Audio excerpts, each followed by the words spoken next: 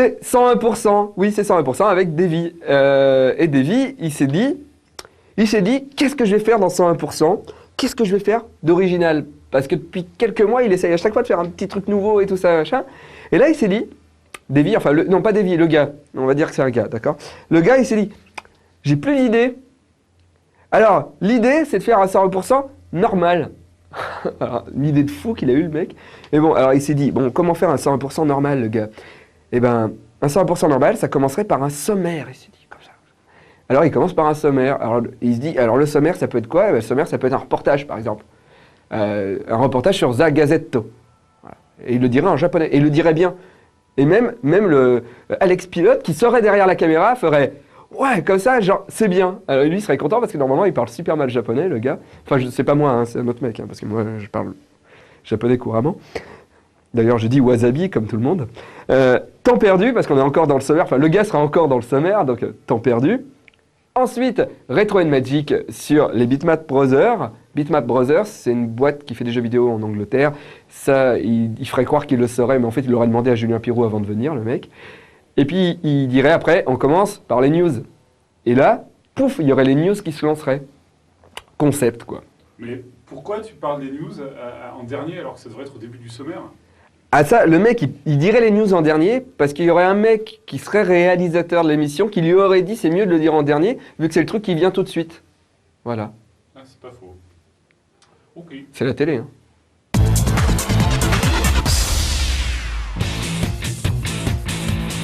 Sega a enfin dévoilé les dates de sortie sur les différents supports de l'add-on de son jeu en ligne Phantasy Star Universe.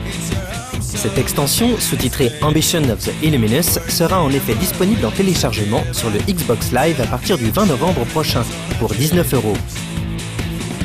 Les joueurs PC et PS2 devront quant à eux attendre le 11 janvier 2008 pour acheter le titre. En contrepartie, ces deux versions ne nécessiteront pas de posséder le jeu original, contrairement à celle prévue sur la Xbox 360.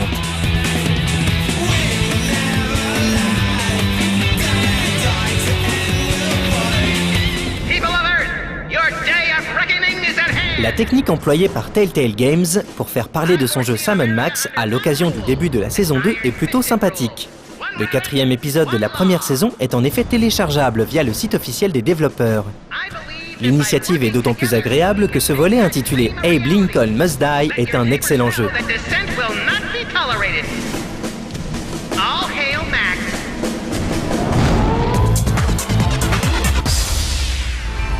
The greatest warriors in Kung Fu history have trained in the sacred hall, and you dare to follow in their footsteps. Yeah! Excellent. Édité par Activision, Kung Fu Panda est l'adaptation d'un film d'animation des studios DreamWorks qui sortira au mois de juillet 2008 dans les salles françaises.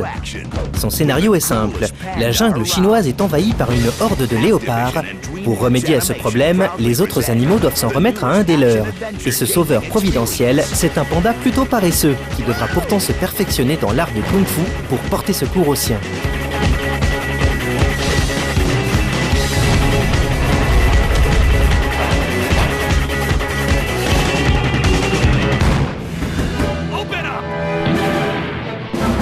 Insecticide est un jeu d'aventure où les phases de shoot à la 3e personne constitueront la majeure partie de l'action. Le joueur y incarnera Chris et Rochi, deux détectives chargés d'enquêter sur un meurtre perpétré à la fabrique de soda Nectarola. Cette vidéo du titre de Gamecock est tirée de la version PC qui sortira à la fin de l'année. A noter que le jeu est également prévu sur DS pour début 2008.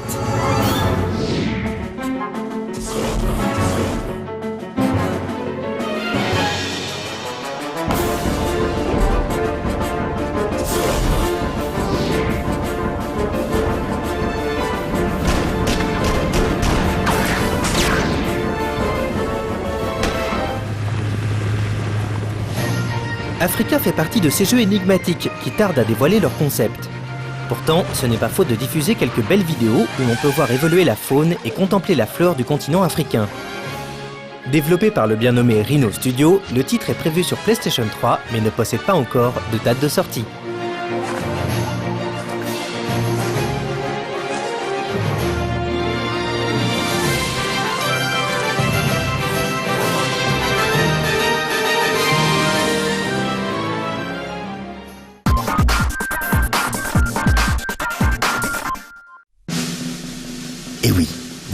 saviez tous.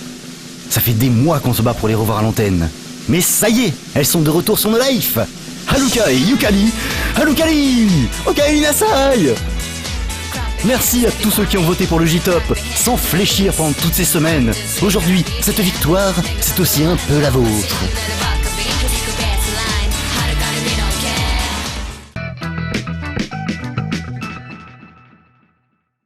Bon, alors là, les news, elles se termineraient. Donc au moment où on revient sur le plateau, le gars fait un regard caméra, il fait un regard vers le réa, et là il se dit oula non, il faut pas que je regarde le réa parce que ça fait pas, hop, et il revient, voilà, il reviendrait, et là il dirait maintenant un reportage sur The Gazzetto, et en plus c'est Didier, le gars qui est dans les minutes pour parler d'eux d'habitude, qui a fait l'interview et qui a filmé. Et alors ça c'est original, il dirait comme ça. Et puis pouf, le reportage il partirait.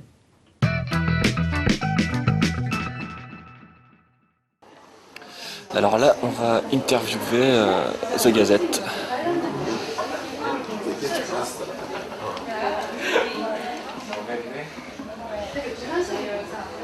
Et on est au Manga Café. ギターの浦です。ドラムの回です。ボーカルのルキです。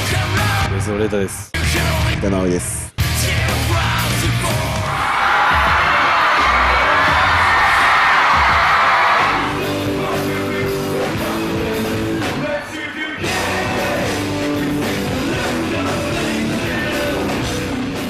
いやもうこれも一部でしかなくて、もう何でもできる。昔やってたやつもそうだし、今やってるやつもそうだし、オールマイティーなバンド。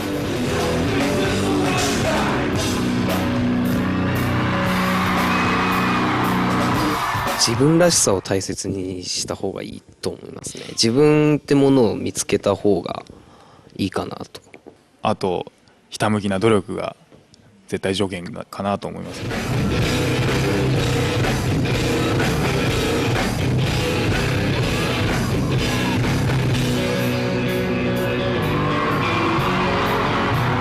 単純に嬉しいっていう気持ちがまず第一にあるのと、やっぱりその期待されてる分その期待に応えなきゃなっていう気持ちもありつつ、でもまた来たいなっていうまあそのなんていうんですかね、まあ呼ばれているっていうことがすごく幸せなんで、今その呼ばれている今自分たちの現状ってものを理解しつつ、あとはやっぱり自分たちの音楽をその場で出せれば、いいかなと思ってます。ガゼットのメンバーの中で日本人の女性ファンに一番人気があるのはレータさんだと耳にしました。あ、そうなんですか？で、フランスの女性ファンからの反応はどうなのでしょうか。レータさんは他のメンバーに女性受けナンバーワンの座を受け渡してしまうのでしょうか。まあ奪えるもんなら奪ってみようという。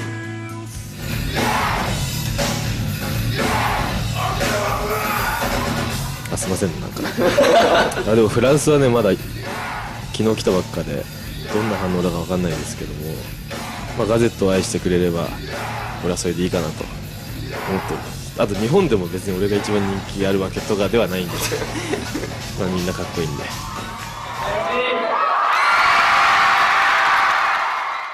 最後に、10月28日はカイさんのお誕生日です。イエーイというわけでノーライフのスタッフを代表して私からちょっとプレゼントがあるので。あ、ずるい。お誕生日おめでとうございます。お酒好きですか？ああ、いただきます。ありがとうございます。ありがとうございます。以上です。どうもありがとうございました。ありがとうございます。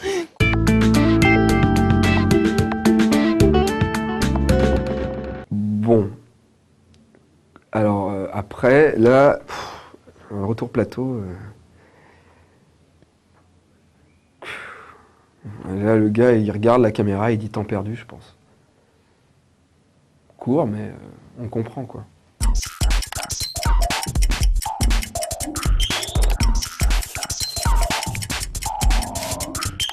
Bonjour, bientôt Noël et vous mangeriez bien une deuxième tranche de jambon, mais vous ne savez pas quoi faire durant vos heures supplémentaires. Bienvenue dans Temps perdu. Il est difficile aujourd'hui de ne pas reconnaître que le jeu vidéo est devenu un art à part entière. Et bien sûr, le phénomène ne se limite pas à nos bonnes vieilles consoles de jeux. Sur le net, les expérimentations artistico-ludiques commencent depuis quelques années à apparaître doucement, mais sûrement. Voger fait sans nul doute partie de cette mouvance. Derrière ce point-and-click allemand a priori basique se cache une vraie mine d'or esthétique. Mais ce parti pris graphique entraîne quelques petits soucis de gameplay. En effet, très peu d'indices sont donnés sur comment avancer dans l'aventure et on se retrouve donc souvent à balader sa souris au hasard sur l'écran en espérant trouver comment s'en sortir. Les 2 épisodes de Hoshi Saga sont quant à eux simplissimes, il suffit de trouver une étoile dans le tableau. Et pour trouver cette dernière, il va falloir se creuser un peu les méninges. Par exemple, ici, après avoir compris qu'il s'agit d'une feuille de papier, il faut trouver derrière quel coin se dissimule l'étoile. Parfois basique, parfois extrêmement complexe, les énigmes du jeu sont toujours originales, amusantes, belles, cool quoi. Game and Again Game de Jason Nelson est aussi un jeu. Oui, à première vue comme ça, on pourrait en douter. Bon, on bouge le truc là, le machin, on ramasse les bidules et on se dirige vers la... porte. Oui, c'est une porte.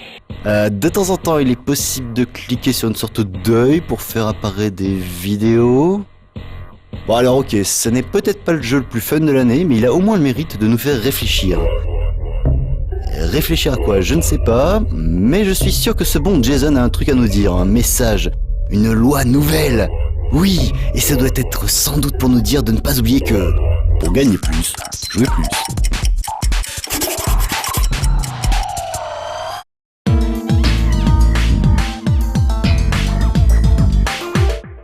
Bon, le gars, il est là comme ça et il se dit bon, on va parler de Retro and Magic maintenant. Donc, au Retro and Magic, ah ouais, voilà, c'est ça. Il va regarder la caméra, il va faire Retro and Magic. Et là, il se dit le sujet, parce qu'il faut bien que les gens sachent de quoi ça parle, sur Bitmap Browser. Alors, Bitmap, il se dit qu'est-ce que c'est? Alors, il sait pas. Et là, il y a le gars derrière la caméra qui lui explique pendant super longtemps. Oui. Et si t'as un carré rouge, ok? Oui. Et dans le fichier, il a plusieurs façons d'enregistrer ça, l'ordinateur. Oui. Soit il retient dans sa petite tête en disant bon, carré rouge c'est point rouge, point rouge, point rouge, point rouge, point rouge, puis ensuite on va à la ligne, puis point rouge, point rouge, point rouge, point rouge. Soit il retient ça, donc c'est oui. Bitmap, ça prend chaque point. D'accord, ok, je comprends. Ah oui, oui, d'accord, ok. Soit il retient juste l'angle, il dit bon, il y a un angle là, un angle là, un angle là, un angle là, et ça bouge dedans. Ça c'est vectoriel. Et là, il a compris, il pense, mais il peut pas le réexpliquer aux gens.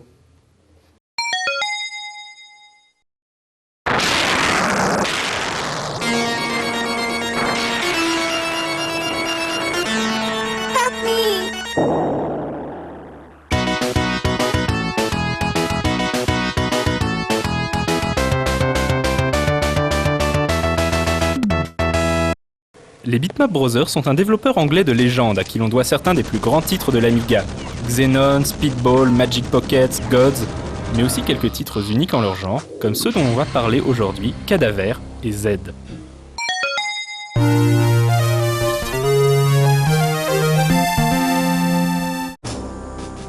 Cadaver est un jeu d'aventure en 3D isométrique qui porte la patte graphique indéniable des Bitmap Brothers. On y incarne Caradoc, un voleur tentant de dérober les fabuleux trésors du château Wulf, antre du sinistre nécromancien Dianos. Après avoir utilisé sa barque pour se glisser jusque dans les catacombes de la forteresse, le voilà livré à lui-même avec pour seules armes sa matière grise et son environnement. Cadaver est vraiment un jeu très particulier, très difficile, comme toujours avec les Bitmap Brothers. Il demandait une vigilance de tous les instants puisque la pièce la plus anodine pouvait se transformer en traquenard mortel. Le joueur devait apprendre à exploiter le moindre objet, même banal, pour débloquer le chemin vers le trésor.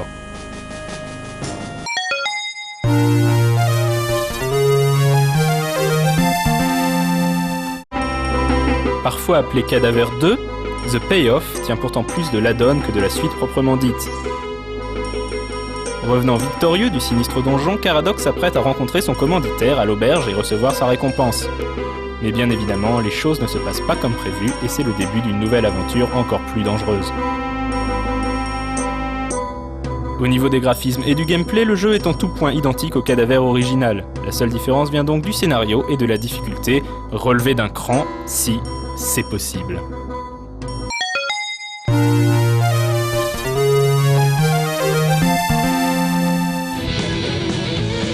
Je culte pour les uns, erreur de parcours pour les autres, Z est une grande première pour les Bitmap Brothers sur bien des plans. Unité au rapport. Il s'agit de leur premier jeu développé directement sur PC et de leur premier jeu de stratégie temps réel. Bien reçu, terminé.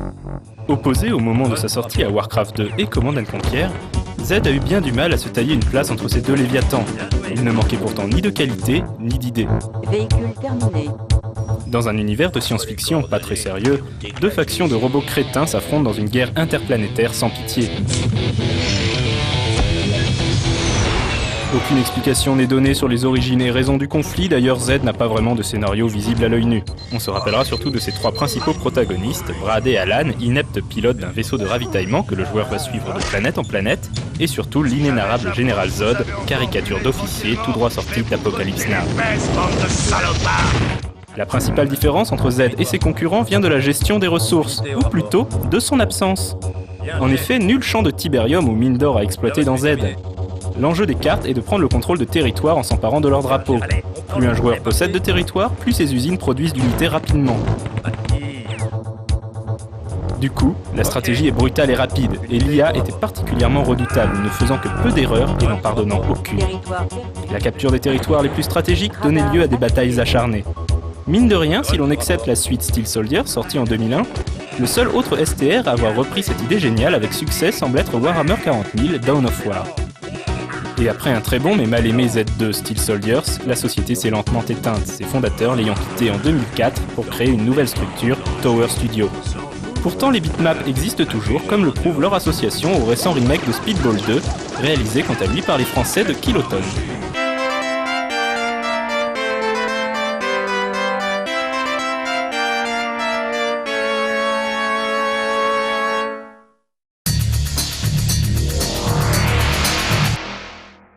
Voilà, ce 101% est terminé. Et puis bah 101% c'est demain encore, ce sera pas moi, mais ce sera quelqu'un d'autre et c'est pas mal quand même. Voilà, à bientôt. Quoi? Oh merde!